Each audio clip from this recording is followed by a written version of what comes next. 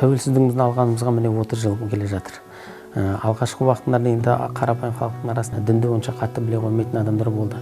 Бірақ қайткенмен қазақ салтын осы уақытқа дейін сақтауына себепші болған үлкен тұлғалардың жолын ұстана отырып, біз ауызбіршілікті сақтап келдік. Әлемдерді қарап отырмыз ғой, қандай жағдайлар болып жатқан. Бір жерлерде соғыс болып жатады, бір жерлерде билікке талас-тартыстар болып жатады. Бір мемлекетте бірнеше мазхаб орныққаннан кейін қарапайым халыққа өте қиын болып жатыр, қайсы дұрыс, қайсы бұрыс жерлерін. Бізде Құдайға шүкір, елімізде ежелден бері осы сунниттік бағыттағы ахлу сүнна вал жамааттың ішінде Абу Ханифа мазхабын ұстануымыз, ол негізінен үлкен Алла тағаланың бізге берген нығметі. Ең біріншіден діннің негіздері өзгерілмеу керек. Ол сенім мәселесі.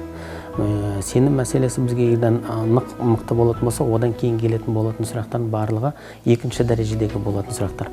Ол шешіледі. Жергілікті жерде бізде Қазақстан мұсылмандар діни басқармасы бар. Сол ғұламаларымыз егер де бір ауызбіршілігімен ұстанатын болсақ, қандай заман болсын, қандай бір өзгерістер болсын, қандай ағымдар болмасын, сырттан келетін күш табылмайды. Сонымен қоса ішімізден де жау шықпайды. Пайғамбарымыз саллаллаху алейхи ва айтып кеткен, бөлінгенді бөрі жейді деп.